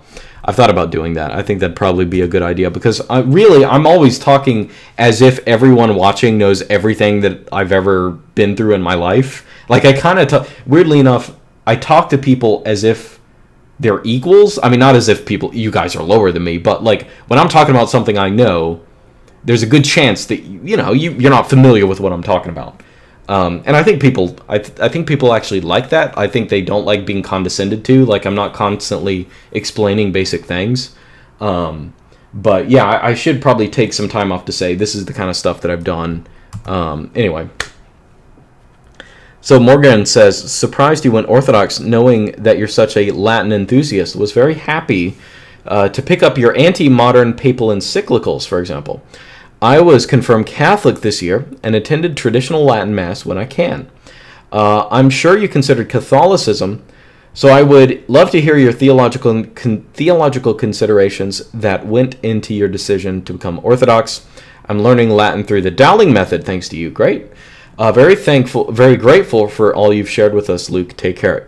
Yeah, I mean, I considered Catholicism for a while, and I will say that I've answered this question in every other live stream, so I kind of don't want to answer it here. What I really need to do is I need to either do one video on why I did not go with Catholicism, and I think that the Orthodox faith is the true church, or I might write a blog post on that. But I kind of don't want to answer this question again. Like I get tired of saying the same things. I feel like I repeat myself a lot, and I feel like it kind of, I don't know. I'm sure other people would be familiar or would be willing to hear, but yeah, I need to write that down. I will use that as an excuse to write that kind of stuff down. I should have been working on my LinuxFest presentation today, but haven't really thought about it that much. Okay, I appreciate your takes on monetary theory, hard currency, etc. What are some good sources I should consult to learn about finance, money, the history of banking, etc.? I don't know. I mean, it's hard to say. I kind of assume that everyone in cryptocurrency, at least, has a good background in like Austrian economics. I mean, it's not like to give my endorsement to like libertarianism or Austrians or anything in particular, but the nice thing about them is that they spell out a lot of this stuff, and a lot of the way that crypto people think is a function of like Austro-libertarianism. So I don't know, maybe if you're asking this, you've already read like Rothbard and Hayek and Mises or whatever, but I mean you should if you haven't. And this isn't me trying to sell libertarianism to you because I'm not a libertarian, but you should have a background in that. One book that I want to read that's not written by a libertarian, or maybe by a left libertarian, if we want to use that term. I kind of want to. The guy who made BS Jobs, David Graeber, he also wrote a book called Debt, The First 5,000 Years, or something like that. I kind of want to read that. I don't know what his takes on everything is going to be. But I assume they'll be of the same caliber of BS Jobs. That is, he might say some cringe things. I actually did start reading his what is it? The other book of his that I got that's orange. It's about prehistory, the dawn of everything. That actually came out posthumously. And so far it's been good. Like, I mean, with a lot of those guys, there's a bunch of like leftist like social points. But the content is good. It's just like you have to put up with every once in a while you cringe at a page, and it's kind of like, okay, yeah, of course he's going to say this. But yeah, I mean, a lot of these guys, like, they don't know what kind of base stuff they're dealing with. They reach a lot of these really funky conclusions from, I don't know.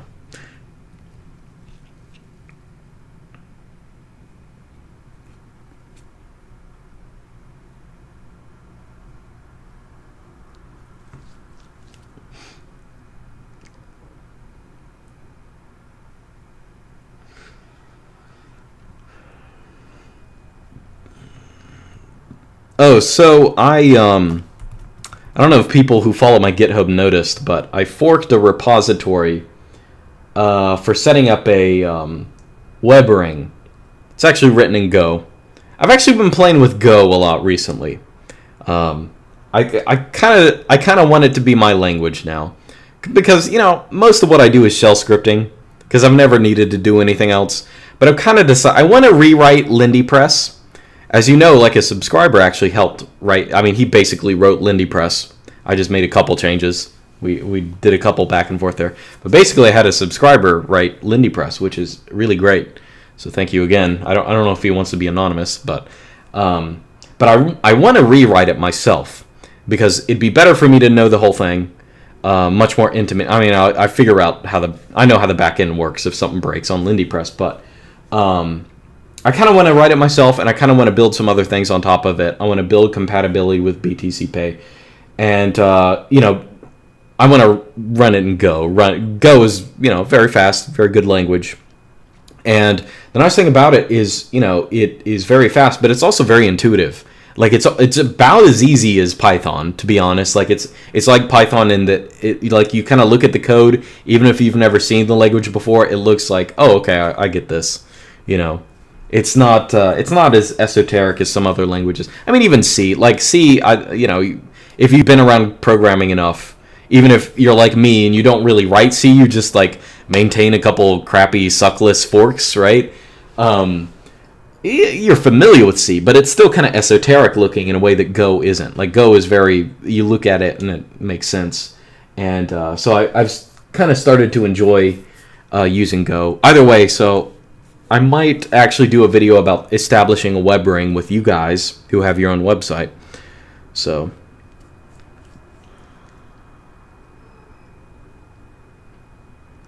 have you seen Hugo Framework? I actually use Hugo for my own personal website now, and I use it for base.cooking. The base.cooking is the original thing I used it for, because Hugo can do tagging a whole lot better. Here comes the framework soy devs. Yeah, I hate that term so much, framework.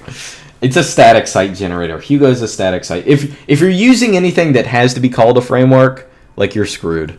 Like, it's just, that is a soy dev term.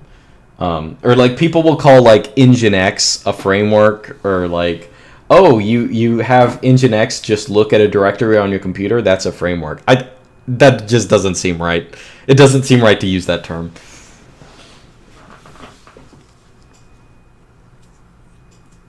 Bro, why would you need speed for a site like that?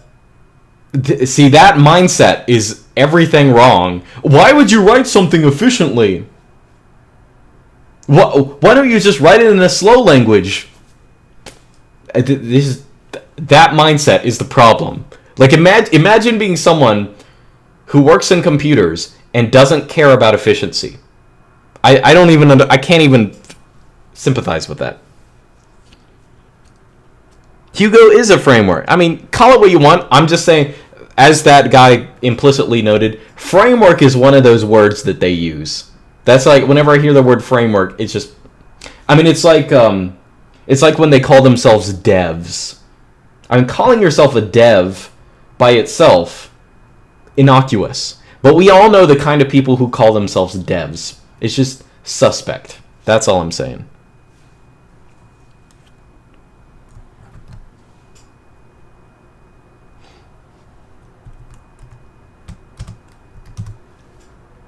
Dawn says, Luke, would you ever make a vid explaining what some lines of larbs sh do?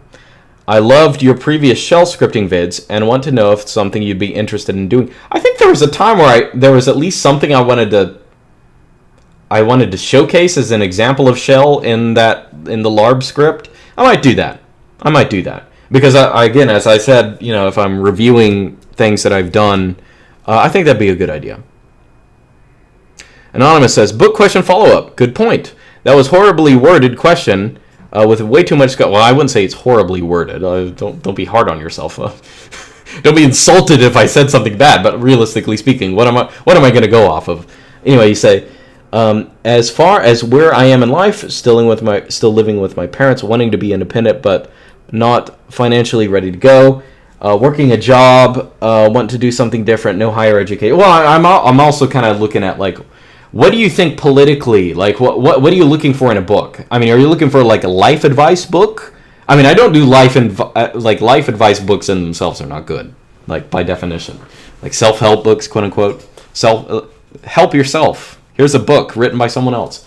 But let's see, if you're obviously if you say all that, you're probably thinking about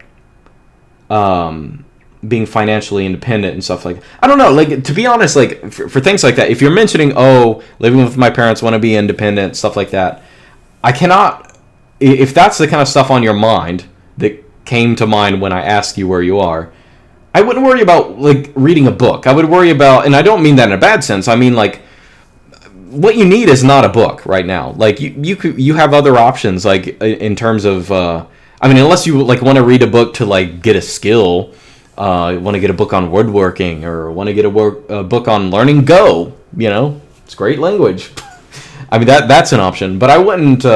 If you're looking like for like direction in life, aside from joining the Orthodox Church, you don't need a book for that kind of stuff. So I wouldn't sweat reading a book there.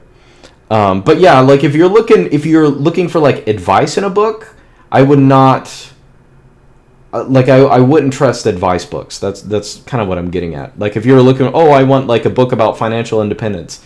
Don't spend money and make money. It's easy, you know. Wicked Jargon says, isn't your father a Gentoo user? For some reason I remember that. Not a joke. No, that's not a joke. My dad did say, now it's weird, you know, my dad has used Linux since basically it came out. And I think I used Linux like at his work. He had a computer running Linux, and I remember as a kid playing like some kind of GNOME games. I'm not quite sure. I remember it was like really old, and all the games started with G, because it's like GNOME or whatever. But this is like GNOME 1.0 or something. This is like way back in the day. But we definitely didn't have a Linux computer at home, and I was just disappointed that it, you know, it didn't have the games I was familiar with. But what was I gonna say? So yeah, anyway, all that said, even though he's been using Linux, I never really acquired Linux from him. I mean, it was kind of a separate development, kind of convergent. But yes, once I started using Linux and I started to talk to him about it, I was a little not really surprised, but he was like, "Oh yeah, my favorite distribution is Gentoo."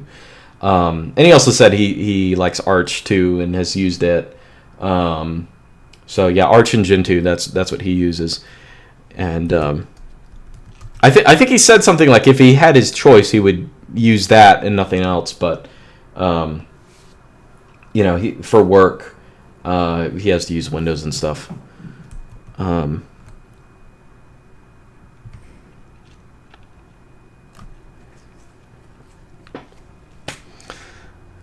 Mateo sends in 10,000 Colombian pesos. Don't get impressed with the amount. Colombian pesos are worth nothing. I'm learning Go and it's great. Sadly, it has 0 positions as a first job. Yeah. Well, I mean, the thing about technology is if you have the skill, you make the job. I need to do a video on this because about the, you know, like if you're a programmer or if you're someone with technical skills, you really should not, like people will always say, oh, there's so many great jobs in that field. True, but you shouldn't be looking for a job. Like you have this magical skill to do things on your own that no one else in history has had. You know, I'll put this in a separate video, but like the thing, like carpenters like if you want to start your own carpentry shop, you got to spend thousands, maybe $10,000 getting equipment. You got to take risks. Every piece of lumber you get costs money. Okay, everything costs money. Not the same way with technology, right? You don't have to buy all this stuff. You can start with 0. You know, if you have the technical knowledge, you don't need extra stuff. It's free. The digital realm doesn't have that scarcity, right? So you should be more focused on being independent in technology rather than dependent on some employment. Employment should always be your side hustle in technology. That's kind of what I'm getting at.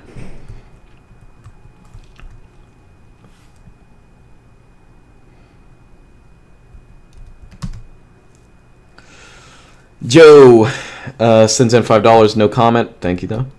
Keith says, theological question: is life and/or the universe proprietary software and/or hardware? Anyway, well, you know, it's kind of like what science is we're trying to reverse engineer.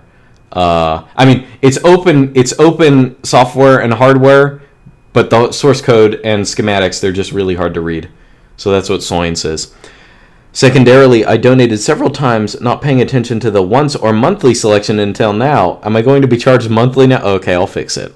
If that's what you did, you can log in and like get rid of old donations if that's what you were doing. I probably should change that thing to be like once by default, because that does happen to some people. Because I'll get donations from people in a live stream and they accidentally do monthly, and then like they immediately they realize it and cancel it. But no, you should be able to log in and like cancel that yourself. But I'll check that. I've noted your name. I will check that later. Half the time I forget to do the monthly charge anyway. Joe says, hey, I have Asperger's syndrome. I think I would like coding if I got into it, but every time I try it, I can't. Any tips on getting excited about learning code? I'm 20, by the way. I don't know. I don't know. Motivation has to come. I can't give you motivation. I don't know. I can't. I mean, I would just, whenever it comes to anything technology, you just got to be goal-oriented. You can't be like, oh, I have to learn this thing. You have to be like, this is what I want to accomplish.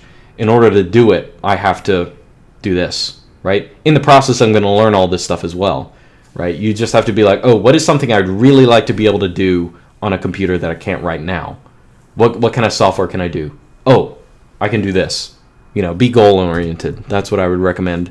I don't know. Do people with Asperger's work the same way? I don't know. I assume so. You just got to be obsessive about things, right? You can do that.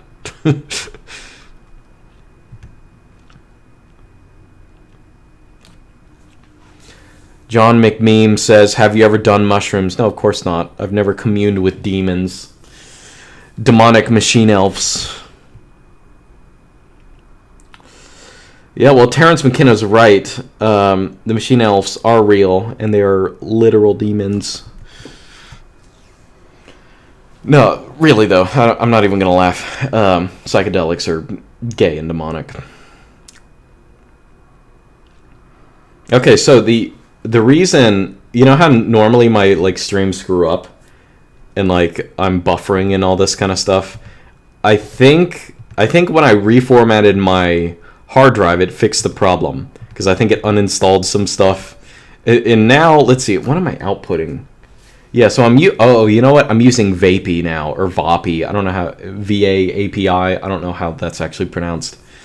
I don't think it was working on my last machine. I think there was some kind of error.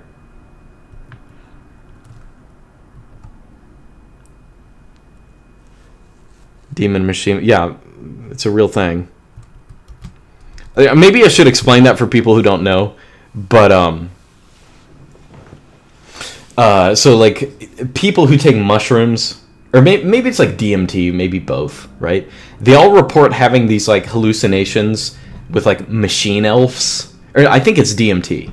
It might be mushrooms as well, but like they report these like very similar hallucinations where they have. Imagine these like elves that are made of machines and stuff like that, and like very specific things that are similar across people. And sometimes they're people who say they're even like people have like group hallucinations, right? And so this is like very, oh my goodness, wow, amazing. Maybe there's actually something to the psychedelic experience. So that's something popular among these people, and yeah, it's demonic. That's all I gotta say.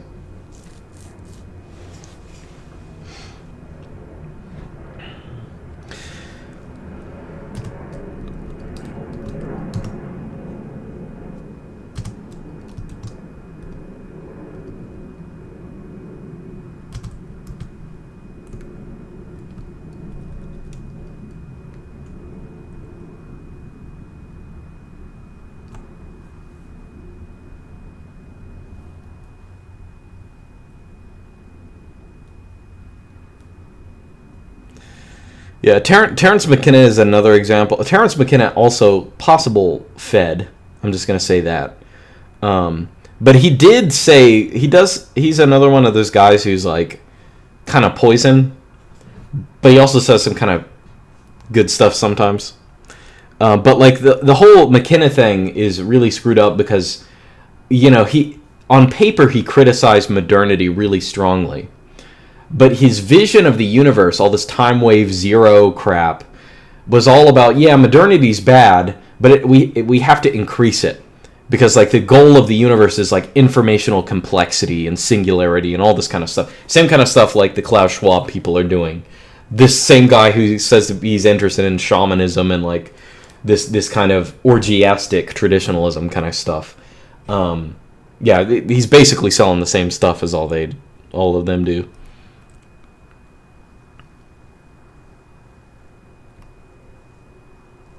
Yeah, I've heard people say that McKenna works for the CIA or worked for the CIA, but I think the evidence is kind of like, you know, some of it's taken out of context. Like people have quoted from him saying like he was like recruited by the CIA. It's like if you see it in context and you listen to the audios, it's like him talking about him being recruited by the demonic entities, not by the CIA.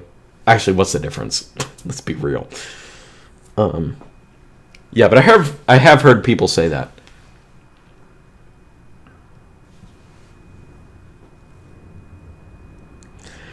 When are you going to collaborate with Mental Outlaw on the stream? I don't know, probably never.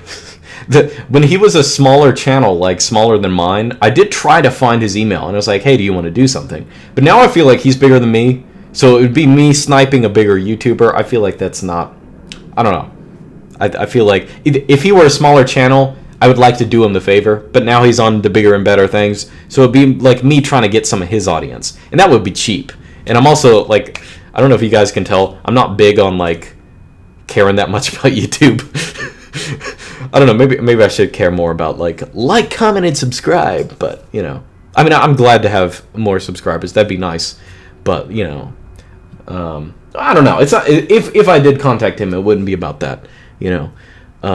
But I don't know. It feels like he's not interested. I think it's better. Maybe it's better us just kind of being at a distance. My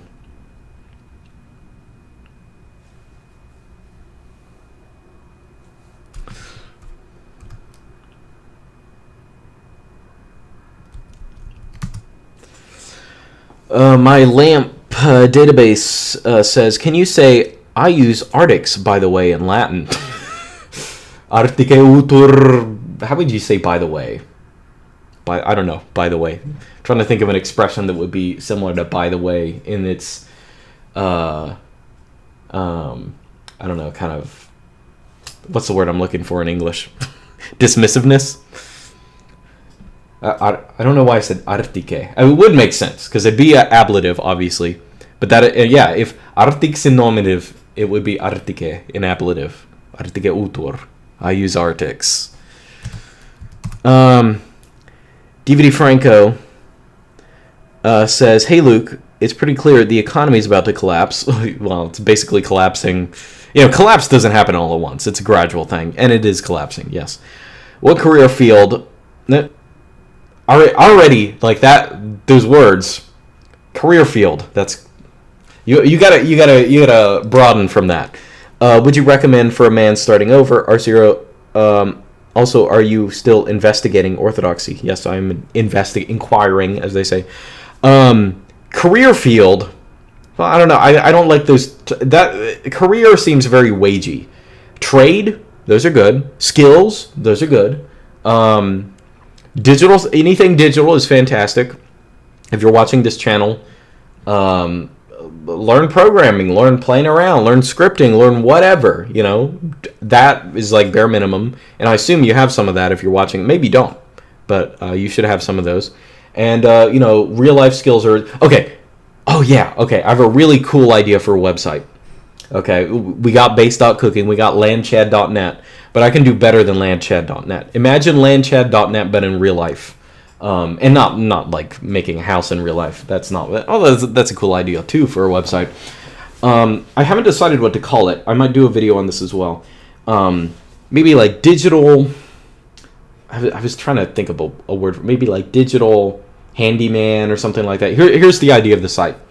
It's a site with different articles, and they all list out, like, for someone who is technologically competent, like someone who watches this channel, uses Linux, knows basic stuff. How can you leverage your skills to make money instantly, like as just a handyman? Okay, so what are some ways you can fix normies Windows computers? One thing that I realized was very lucrative. I haven't made money off of this because I haven't tried to, but there's a massive demand for it. Okay, the other year I digitized a bunch of tapes. Okay, old VHS tapes of my dad's, because I wanted them. Okay, I wanted to preserve them, and in the process of doing that, a bunch of people just randomly in conversation heard that I was doing that. So all these boomers, indirectly that I knew in my life, I'd be like, ooh, could Luke do that for me? Blah, blah, blah. Because the people who digitize tapes, it's an easy process. You could do it with if you have a VHS or a VCR with a HDMI cord, super easy to do. I did it with just like an adapter that plugs into those like red, white, and yellow AV cords. And like, I used FFmpeg and stuff, but like you could use OBS. Like, it's easy to do. But like normie businesses will charge thousands of dollars for that. And that is something that you could do really easy. Just say, hey, I'm digitizing tapes. Look at all these tapes. A couple $100, I'll do them. Maybe $1,000. I don't know. I don't know what you can get. But like, there's so many things like that. And I wanted to have a site listing out all the different kind of things. Just like, you don't need to be super genius at tech, but just like basic things that any of you guys could do. Right? So that's kind of my next thing that I want to do.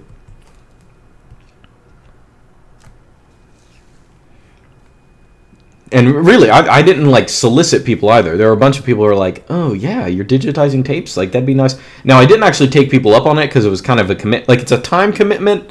Well, it's actually not that hard. You basically just have to watch all the tapes. Just have them playing in the background. Like, they can be recording, you can be doing something else. Like, you just kind of set them, set and forget. But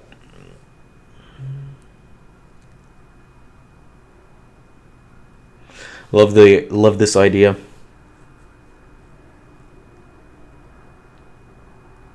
Yeah, so that's something I want to do. So if anyone has any, actually, now that I bring this up, if you already have some suggestions for that, like easy ways to make money if you're a technologically competent person, email them to me, just as ideas to start the website out. And I'll have it like a collaborative site like base.cooking or landshed.net.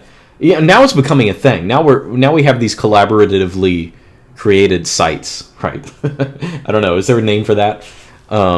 But yeah, it'd be really nice to have, like, I don't know what to call it, like digital handyman something. I don't know what to call it, but I'd really like to do that, and that would be something that can make a big difference in people's lives. And when people ask me a million times on live streams, how do I make money? How do I be independent of the system? Blah blah blah. I can just be like, go to this site, learn how to do all this, put up freaking flyers saying you're going to digitize tapes and like get people's viruses off, and bam, you're making money.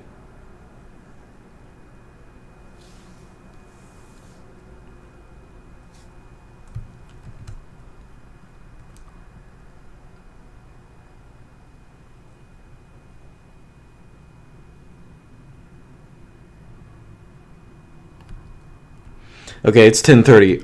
I'm gonna have to go. I'm getting tired.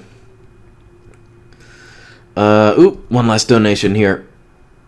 Or unless there's another one that comes up while I answer this or whatever. DDS something or another. Sometimes people just type in random letters in the email, and I don't know if they intend that to be a real name or not. He says, "You're really channeling your inner Davis Orini with your look." Let me look at. Yeah, I see that. I do see that. Is he like still around? I never like watched his stuff because I don't want to say I thought he was cringe, but like I was like, but yeah, because didn't he do stuff in like hotel rooms all the time? I really like the lighting here. I need to imitate this kind of lighting in my house. That's really what I need to do. So.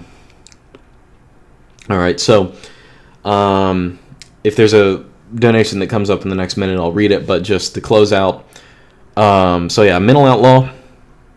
This is who he is.